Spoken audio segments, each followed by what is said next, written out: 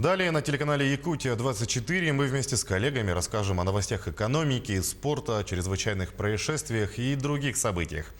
И начнем с актуального курса валют. Курс доллара, установленный Центробанком на сегодня, составил 64 рубля 3 копейки.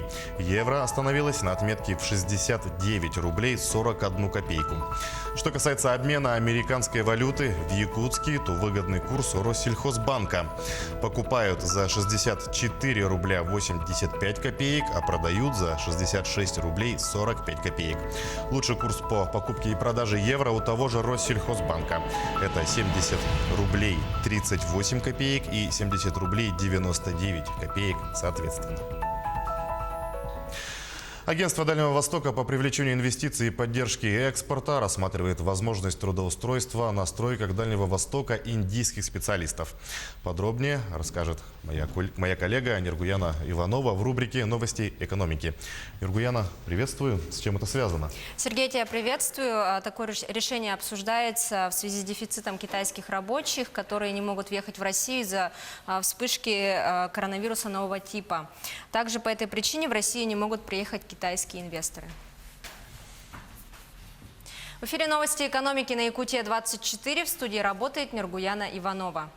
Более 17 тысяч заявок поступило на участие в льготной сельской ипотеке. На 2020 год федеральный бюджет предусматривает 1 миллиард рублей на финансирование этого направления, что предварительно позволит улучшить жилищные условия более 10 тысяч семей. Отметим, что с этого года жители сельских территорий смогут улучшить жилищные условия по специальной льготной программе. Ставка по кредиту составляет до 3% годовых. В программу уже активно включились практически все субъекты Российской Федерации. Предельная величина кредита составит 3 миллиона рублей для всех регионов, кроме Дальнего Востока и Ленинградской области. В них максимальная сумма составит 5 миллионов рублей. Льготный ипотечный кредит может быть предоставлен заемщику на срок не более 25 лет. Якутия может стать пилотным регионом программы полного инновационного цикла «Платформенные решения для комплексного освоения малонаселенных и труднодоступных территорий». Целью данной программы является создание мультимодальных транспортно-логистических систем, автономных транспортной, энергетической, социальной и производственной инфраструктуры, средств управления связи и навигации. Будут объединены как уже использующиеся транспортно-логистические ресурсы, так и сверхлегкая авиация, дирижабли, вездеходные и амфибийный транспорт. Возможность разработки данной программы прорабатывает Совет по приоритету научно-технологического развития, связанной с территорией Российской Федерации на базе Московского авиационного института. Локальная сеть «Единый Булун» появится в этом году в Булунском районе Якутии. Этот пилотный проект по цифровизации должен сократить расходы на спутниковую связь в труднодоступных населенных пунктах. «Единый Булун» предполагает создание локальной сети с помощью установки нескольких Wi-Fi точек. В каждом населенном пункте Булунского района планируется установить станции с интернет-каналом, где пользователи смогут обмениваться данными, минуя спутниковую связь. Также будет обеспечен внутренний документооборот между организациями, заработает внутренний мессенджер. Предполагается, что с помощью единого Булуна будет снижена нагрузка на бюджет района и учреждений. Ожидается, что потребление интернет-трафика через спутник снизится примерно на 80%, тогда как стоимость месячного обслуживания абонента составляет 1500 рублей. Власти Якутии выделили на помощь в виде социальных контрактов малоимущим семьям и одиноко проживающим гражданам в этом году 330 миллионов рублей. Средний размер помощи по социальному контракту в Якутии составляет около 180 тысяч рублей. Помощь может быть оказана для покупки и содержания сельскохозяйственных животных, техники, а также покрытия расходов, связанных с выращиванием плодово-ягодных и овощных культур, а также для индивидуальной предпринимательской деятельности. Всего в Якутии в прошлом году социальный контракт заключили более 3500 семей и одиноко проживающих граждан. Компания «Алроса» добыла на Верхнемунском месторождении первый с начала его отработки крупный цветной алмаз. Камень был извлечен в середине февраля из руды кимберлитовой трубки «Заполярная». Прозрачный кристалл имеет переходную форму. Как сообщили в «Алроса», единая сбытовая организация компании в ближайшее время проведет детальный анализ и оценку алмаза. Отметим, что цветные алмазы, из которых создаются бриллианты фантазийных цветов, крайне редко встречаются в природе и поэтому зачастую ценятся в десятки раз выше, чем бесцветные. Берегоукрепительные работы для строительства моста на реке Вилюй потребуют 700 миллионов рублей. Власти Якутии заявили о начале проектирования мостового перехода. В данное время Минприроды России рассматривает заявку. Начало строительства берегоукрепительных сооружений запланировано на 2021 год. Напомним, что объект реализуется за счет средств федерального бюджета. Ориентировочная стоимость строительства – 20 миллиардов рублей. Длина моста через реку Вилюй составит 1 километр 700 метров, длина подходов к нему составит 20 километров. Мост обеспечит круглогодичное автомобильное сообщение между Якутском и Нюрбой. На этом у меня все. Оставайтесь в курсе экономических событий на Якутия-24. Сергей, на этом у меня все. Передаю тебе слово. Нургияна, спасибо. Я напомню, это была Нургияна Иванова с новостями экономики. А мы идем далее. Условия концессионного соглашения по проектированию, строительству и эксплуатации Ленского моста обсудили сегодня на правительственном часе в Илтумэне Республики. Народные депутаты обсудили целый комплекс вопросов, касающихся проектирования моста, а также задали ряд волнующих вопросов членам правительства. Ульяна Шагина расскажет об этом подробнее. Она с нами находится на прямой связи. Уля, приветствую. Тебе слово. Добрый день, Сергей. Только что закончился правительственный час. Напомню, он прошел с привлечением членов правительства как основного концедента по строительству столь значимого объекта для республики. Вопросы от депутатов, от народных депутатов поступали самые разные, и на них отвечал вице-премьер правительства республики Кирилл Евгеньевич Бычков. В частности, напомню, что новый мост, он свяжет 3 федеральных и 5 региональных автодорог. Депутатов интересовали вопросы эффекта от строительства моста. Кирилл Бычков отметил, что прежде всего появление такого объекта, конечно же, скажется на ценах, которые на продуктах питания, на первостепенных продуктах питания, которые завозятся в республику. Они, конечно же, снизятся. Будет намного больше инвестпроектов, которые до сих пор не могли реализовываться из-за отсутствия Ленского моста. И, конечно же, самый волнующий вопрос – это вопрос о платном переезде через мост. Давайте послушаем, что об этом отметил Кирилл Евгеньевич Бычков во время пресс-подхода с журналистами после правительственного часа.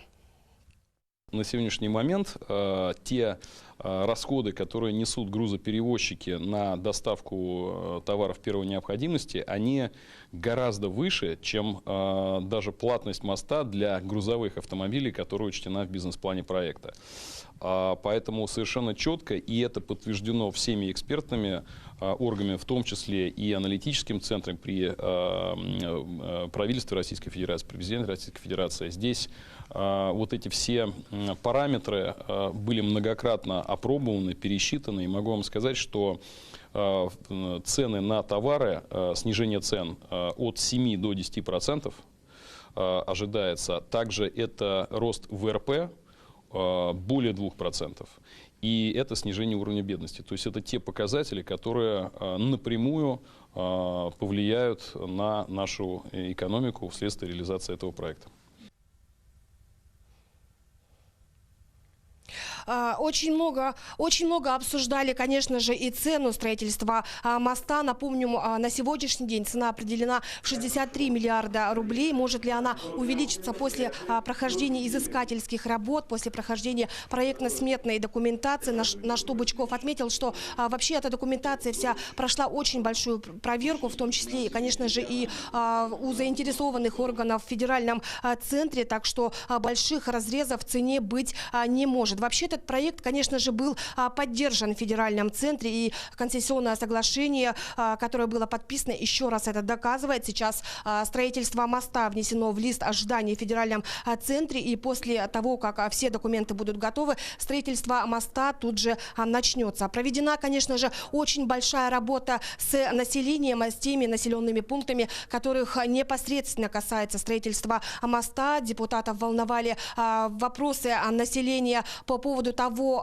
вообще, насколько строительство моста повлияет на их жизнь, на те вопросы, которые их волнуют, в том числе, допустим, те улусы, которые каждый год проходят паводок, насколько вообще строительство моста поможет им, на что Кирилл Бычков отметил, что в первую очередь при строительстве моста будут, конечно же, учитываться все эти вопросы. К примеру, при строительстве моста обязательно будут также строиться и берегоукрепительные дамбы.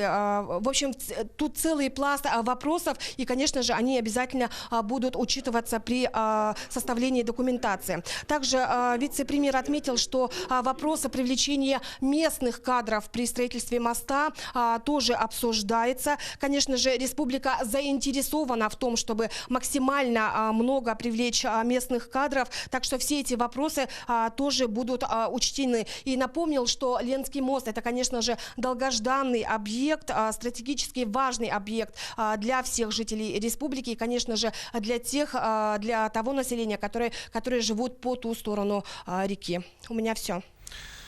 Оля, спасибо за исчерпывающую информацию. Я напомню, Лена Шагина в прямом эфире рассказала об обсуждении строительства Ленского моста в Госсобрании Илтумен. А мы идем далее. Полиция проводит проверку в отношении директора одной из прачечных Якутска. Она подозревается в коммерческом подкупе. Подробности знает мой коллега Юрий Осипов. Юра, приветствую. Тебе слово. Здравствуй, Сергей. Да, по сообщению МВД Республики, директор одной из прачечных Якутска требовала у директора организации, занимающейся аналогичной деятельностью, более 1,5 миллиона рублей за свой отказ от участия в конкурсе, организованном медучреждением. Сейчас подозреваемые задержаны, а деньги были обнаружены в офисе организации. Здравствуйте. В эфире обзор чрезвычайных происшествий, в студии Юрий Осипов. В городе Мирном мужчину осудили к 10 годам лишения свободы за вымогательство, совершенное организованной группой. Об этом сообщает прокуратура Якутии. Он обвиняется в совершении 3 эпизодов вымогательства. В суде установлено, что подсудимый, освободившись из мест лишения свободы за совершение особо тяжкого преступления, создал организованную группу, в состав которой вошли 2 доверенных лиц. Далее, с мая по ноябрь 2018 года участники этой группы вымогали деньги у 3 жителей города Удачного, при этом угрожали расправой в отношении их близких.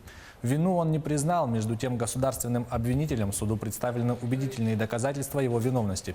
Его приговорили к 10 годам лишения свободы в колонии особого режима. В отношении его соучастников уголовные дела выделены в отдельное производство в связи с заключением ими досудебного соглашения о сотрудничестве. Полицейские в Якутске раскрыли кражу унтов из больницы. Подозреваемым оказался безработный, ранее уже судимый за умышленное причинение легкого вреда здоровью 56-летний уроженец Усть-Алданского района. Выяснилось, что мужчина находился на лечении. В день выписки ему дали ключи от комнаты, где находилась верхняя одежда всех пациентов. Забрав свои вещи, он заодно прихватил и женские унты. Со слов самого подозреваемого, он украл их, чтобы подарить жене, поскольку ее собственные сапоги пришли в негодность. В его отношении возбудили уголовное дело. За кражу мужчине грозит срок до 2 лет. В республиканской больнице номер 2 начали служебное расследование. Причиной стали сообщения о мужчине, который впал в кому по ошибке врачей. В социальных сетях распространилось сообщение о том, что мужчина впал в кому 3-й степени после операции на позвоночнике. В сообщении говорилось, что мужчине в июле прошлого года провели операцию по удалению межпозвоночной грыжи и установлению 2 металлических стержней вдоль позвоночника. Позже выяснилось, что врач-нейрохирург забыл установить подушку, шедшую вместе с металлоконструкцией. В январе уже этого года мужчина поступил в нейрохирургическое отделение РБ-2. В феврале врачи снова провели операцию, однако после нее мужчина попал в кому 3-й степени. По сообщению Министерства здравоохранения, по данному сообщению в республиканской больнице номер 2 начато служебное расследование. В Удмуртии Следственный комитет возбудил уголовное дело по факту обрушения лестничного марша. В городе Ижевске в строящемся жилом комплексе обрушился лестничный марш с 5-го по 1-й этаж. В результате обрушения строительными конструкциями придавило 2 рабочих. На место происшествия незамедлительно выехали следователи и следователи-криминалисты Следственного управления. По предварительным данным, на объекте возводится 17-этажное жилое здание. Сотрудниками МЧС при разборе завалов обнаружено 2 рабочих, один из которых скончался от полученных ран на месте происшествия. Второй доставлен в больницу, где ему оказывается необходимая медицинская помощь. Назначены судебно-медицинские экспертизы и изъята необходимая документация. В Германии автомобилист въехал в группу участников карнавала в городе Фолькмарзен. По данным полиции, пострадали около 30 человек. Подробности в следующем материале рассказывает Дмитрий Турлюн. Автомобиль въехал в участников традиционного карнавала в городе Фолькмарзен в Западной Германии. Сообщается о 30 пострадавших, среди них есть серьезно раненые. По словам очевидцев, которых цитируют местные СМИ, автомобиль проехал около 30 метров после того, как прорвал заграждение, прежде чем остановиться. Немецкое издание Bild, ссылаясь на полицейских города, пишет, что водитель действовал намеренно, однако его мотивы остаются неизвестными. Власти региона приняли решение отменить все карнавалы в земле Гессен, однако, согласно утверждениям полиции, нет свидетельств того, что подобное может произойти еще где-то в Германии.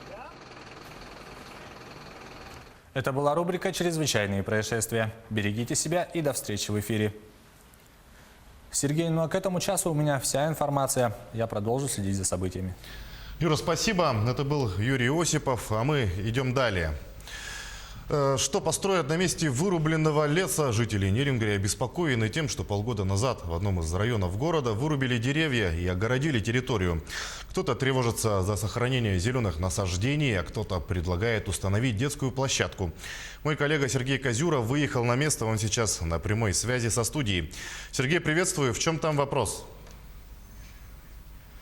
Да, Сергей, приветствую тебя. Действительно, к нам в редакцию обратились жильцы квартала Д в связи с начавшейся стройкой возле магазина «Товары для дома». Буквально прошлым летом здесь, с их слов, был вырублен лес и уложен фундамент.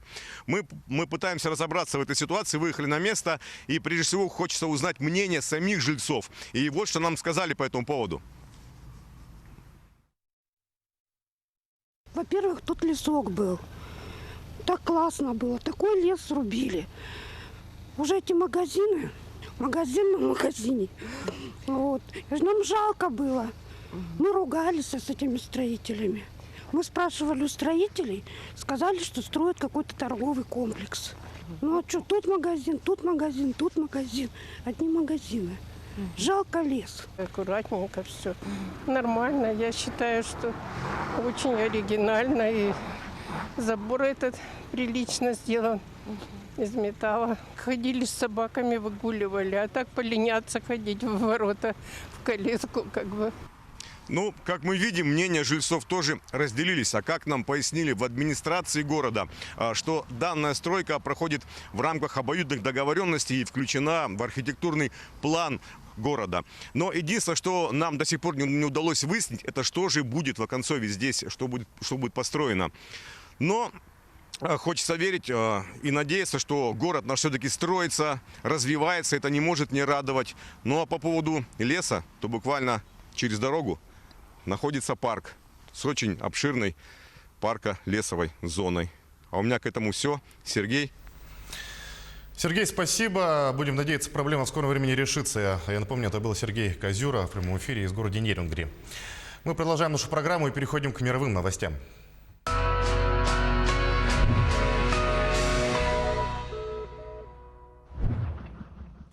Большинство провинций Китая к концу месяца восстановится после эпидемии коронавируса и вернется к привычному порядку жизни. Об этом заявил посол КНР в России. Конечно, в центре эпидемии это время настанет позже, где-то в течение марта, сказал он. Также посол отметил, что в настоящее время наблюдаются позитивные изменения, в частности, увеличение ежедневного количества вылечившихся, снижение уровня смертности, а также разработка новых способов лечения заболевания. Кроме того, он добавил, что на сегодняшний день общая эффективность китайской медицины составляет порядка 85%, а в ряде случаев свыше 90%. Кроме провинции Хубэй, то есть центр эпидемии, по всей стране 0,55%. 0,55%. Ну, вот общие показатели, конечно, намного ниже, чем смертности от гриппа. Появились, значит, новые способы лечения.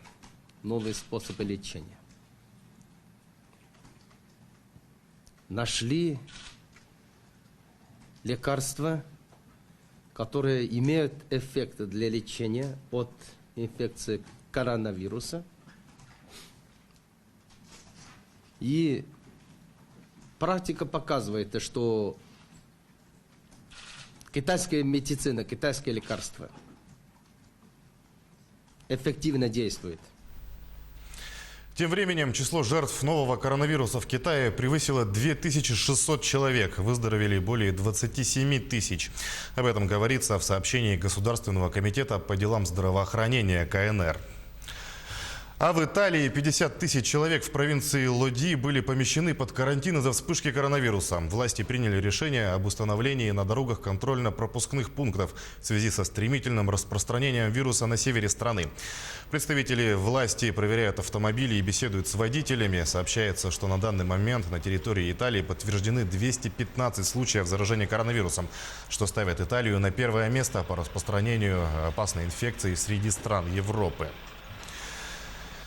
Также полки продовольственных магазинов опустели на севере страны. Жители небольшой коммуны под Миланом выстроились в очередях в продуктовые магазины, чтобы запастись необходимыми товарами на фоне крупнейшей вспышки коронавирусной инфекции в Европе. Инфекция главным образом затронула густонаселенные районы Ломбардии и Венето, где расположены города Милан и Венеция соответственно. Другим темам в Казахстане спасатели эвакуировали с помощью каната застрявших на дороге из-за снежной бури водителей и пассажиров. На кадрах видно, как спасатели ведут людей сквозь буран на автодороге Ерейментау-Тургай. Люди, держась за канат, натянутые сотрудниками спасательной службы, пробираются сквозь метель.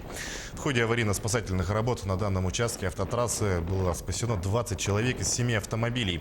Из-за метели, образовавшихся заносов и ограниченной видимости, многие водители и пассажиры на территории Казахстана оказались заблокированы на дорогах. Для автотранспорта были введены специальные ограничения. Для предотвращения чрезвычайной ситуации КЧС Республики Казахстан своевременно информирует граждан о приближающейся опасности. В круглосуточном режиме работают областные оперативные штабы. Берлинский зоопарк опубликовал новое видео со своими главными звездами – маленькими пандами-близнецами. На этот раз они получили новую игрушку. Мало кто может так радоваться новым игрушкам, как маленькие дети и маленькие панды. Эти близнецы родились в берлинском зоопарке в сентябре прошлого года. Пит и Поль, как зовут их в Германии, больше известны под своими китайскими именами. Мэн Юань – исполненная мечта, и Мэн Сян – долгожданная мечта. В последнем видео, опубликованном зверинцем, малыши наслаждаются новым подарком – клубком из шпагата размером с футбольный мяч. Такую радость пандам доставили собеседование на должность смотрителя зоопарка. Молодые ребята, проходившие обучение в зверинце, получили задание сделать игрушку для юных бамбуковых медведей. И, по крайней мере, один из них, тот, который с татуировкой в виде пингвина на шее, в результате получил работу своей мечты. Поддержкой подопечных он уже заручился.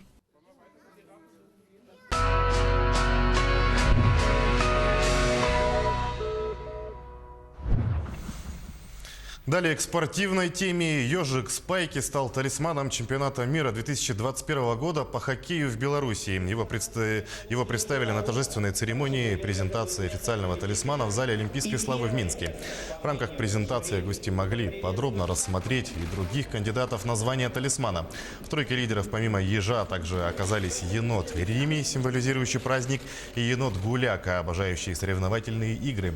Победителя выбирала специально отобранное жюри, в состав которого вошли четырехкратная олимпийская чемпионка по биатлону Дарья Домрачева, олимпийская чемпионка по фристайлу Анна Гуськова и другие именитые люди из мира спорта Беларуси. Якутяне завоевали 13 медалей на чемпионате Дальневосточного федерального округа по вольной борьбе среди юношей и юниорок. Подробности знает мой коллега Власий Сергеев в новостях спорта.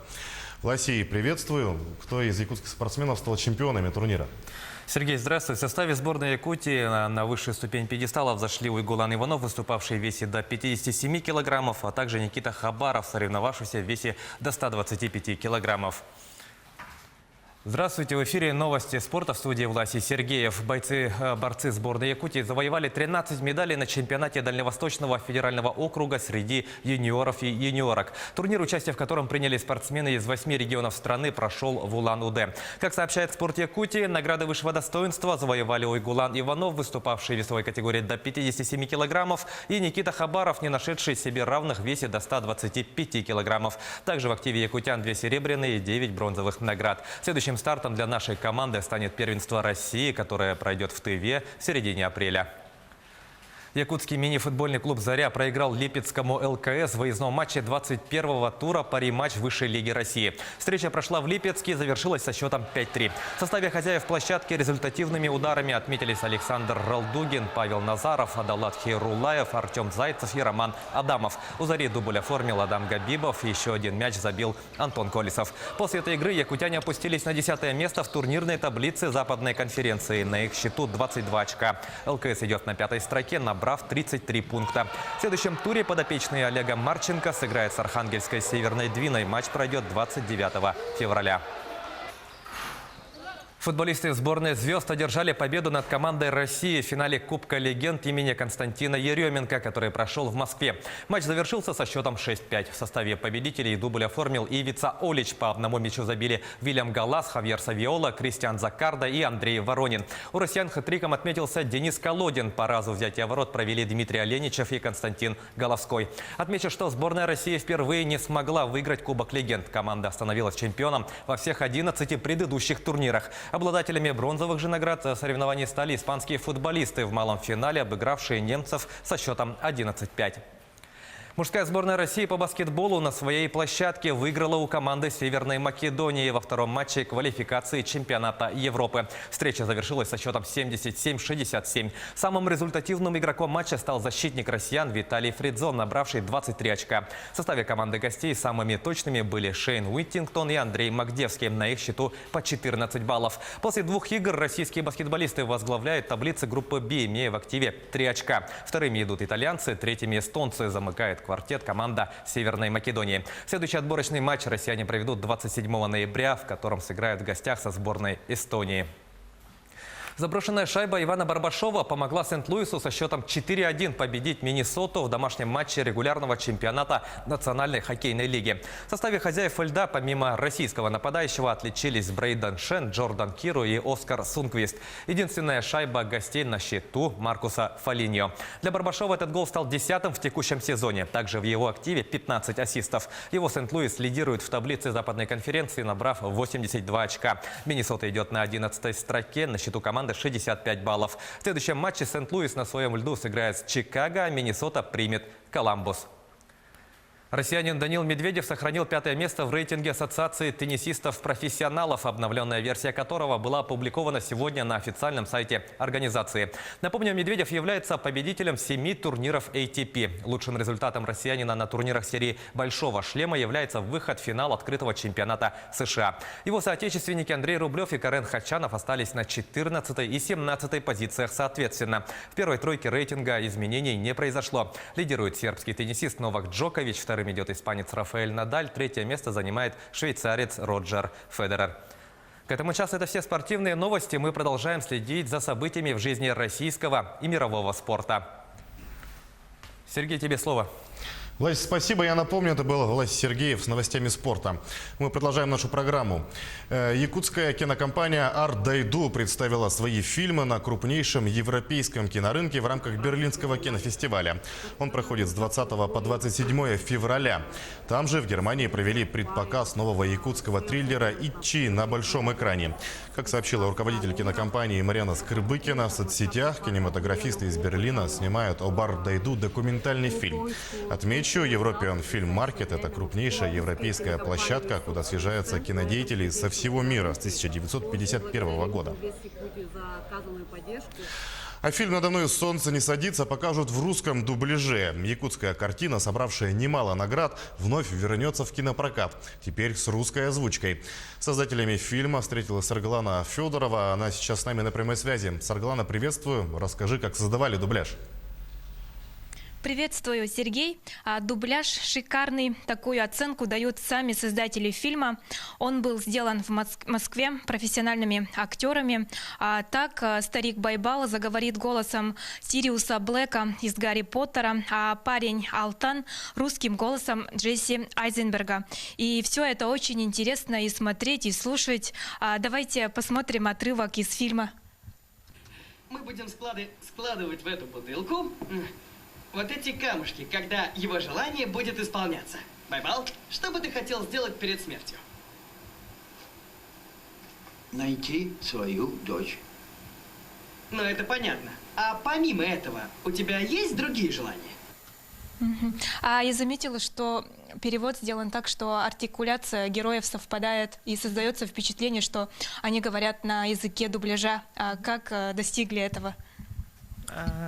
Ну, я впервые поработала с дубляжом, и оказывается, есть такая профессия — укладчик текста, то есть автор синхронного дубляжа, автор синхронного текста. И она перестраивает предложение таким образом, чтобы гласные и согласные совпадали.